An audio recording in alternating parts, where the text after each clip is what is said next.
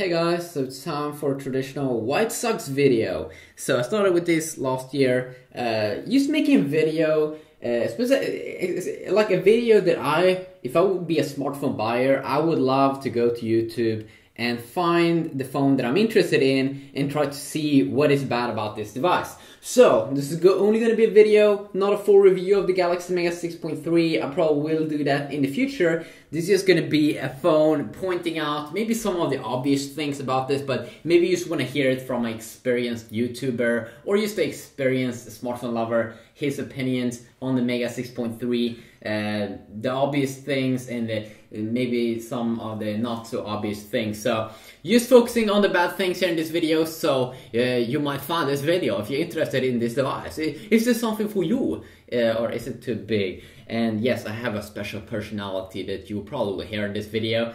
If you don't like it, you should probably change video. So the first thing here that could suck about this device is that this is a big boy. I mean, let's just zoom out. Could you see? I mean, I don't have big hands. I don't have big hands at all. But you can see how big it is. It's super big. It's insane.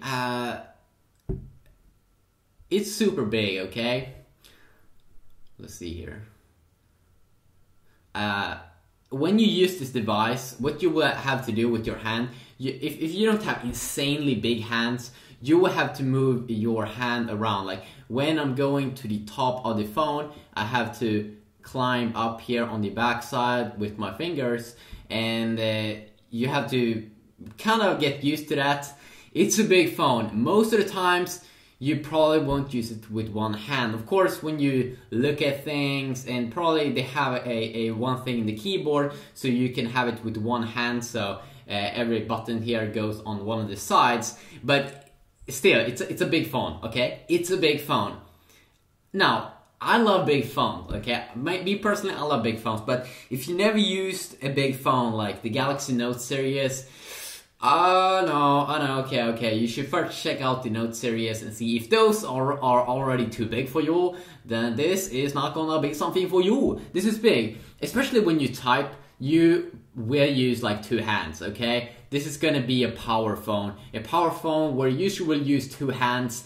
For me, I don't have a problem with that, but if you do have, yeah, it's gonna be a problem. It's gonna be a problem. You're probably gonna hate this phone when you realize that, wow, it's pretty hard. But I think that most people already know this. It's super big, okay? It's super big, but how does it stack up in size compared to the Galaxy Note? Well, I will make a full review of that, comparing those phones, but from my experience, from what I found, I thought that this phone would feel insanely big compared to the Note 2. Now, coming from my, I started to use the original Galaxy Note, then went to Note 2, and then went to this, just to try it out here, and it doesn't actually feel that much bigger because it is thinner, but still, it's a big phone. But for me that doesn't have super big hands, I'm pretty impressed with still how you can actually use this device, because it has rounded off sides. It has kind of like a better design than the Note 2 because of its thinner form factor and a little bit of an S4, Galaxy S4 design here, especially on the sides, which I definitely do enjoy. My button here, when I have it holding it in my hand here, perfectly over here, I have my button here on turning on the display. Now they could probably put these buttons on the side a little bit longer down here, volume up and down keys, so you wouldn't have to move your hand up and down when you just want to control that little simple thing. But it's big, okay? It's a big boy. It's bigger than Note 2, but because of the thinner form factor, you can still maneuver the device actually, and that is the cool thing about this. Can you pocket it? Yes, I can pocket it perfectly in my pockets. I do see the phone a little bit from the top of my pocket, but no big deal. I can still pocket the device. Definitely pocketable if you don't have any special, probably skinny girl jeans or something.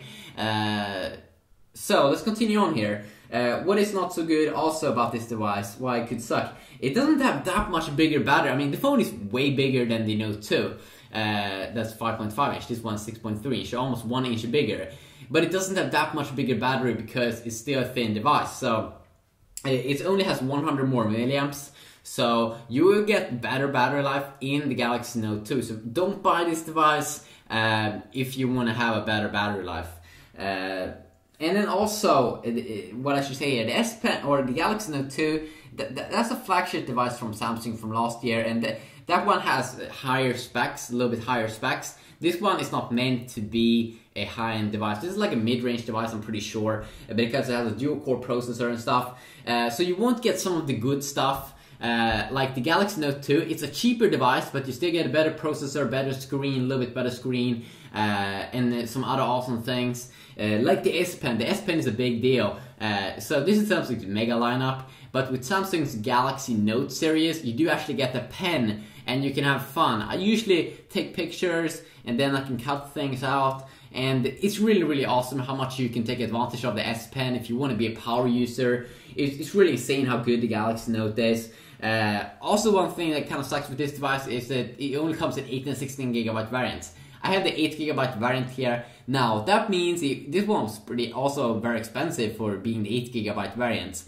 But you only get around 4 gigabytes available. Now, of course, when you take pictures and stuff, you do, and want to store video stuff on it, you do, of course, could put in an SD card, like 32, 64 gigabyte, and you can put all of that on it. But in terms of apps, you can now move some apps to the SD card, but most of the times, big games like GTA, Vice City and stuff, you won't be able to move them to the SD card, so you won't be able to have that many high-end games on this device, which do kind of sucks, especially if you do have the 8 gigabyte variant. If you go though with the 16 gigabyte variant, you definitely will get a little bit more there of space to install some more extra games. But that's one of the bad things. I'm not really sure why you can't install games on the SD card. You should definitely be able to pull that off. So little memory there. Then also one thing here that I didn't actually think about when I was buying this device is that it has a TFT display, which means that it's not as good viewing angles as the AMOLED display that you get on the Galaxy Note 2, the Galaxy S3, and the Galaxy S4, and the Galaxy S2.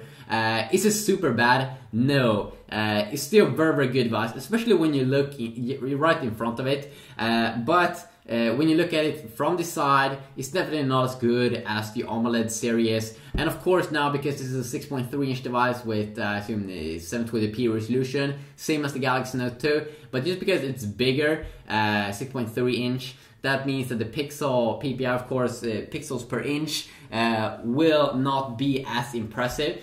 So of course it will be a little bit lower. Will you see a difference, a massive difference? Of course not. You won't be able to do that because it's already a very, very high resolution. But you will definitely see a little bit, especially if you do some reading on the browser and stuff. Maybe you'll see some small difference. Now, another thing is also that this device costs a lot of money. Okay, it costs a lot of money. You can get the Galaxy Note 2, the LTE variant, even cheaper, and then you get the S Pen, a better quad-core processor, Samsung's own Exynos, that is playing games like GTA, Vice City better, and also that one as well on 16 and 32 gigabyte variant, maybe even a 64 gigabyte variant, which is making it extremely attractive there. Another thing also is that this device is pretty heavy, almost 200 grams.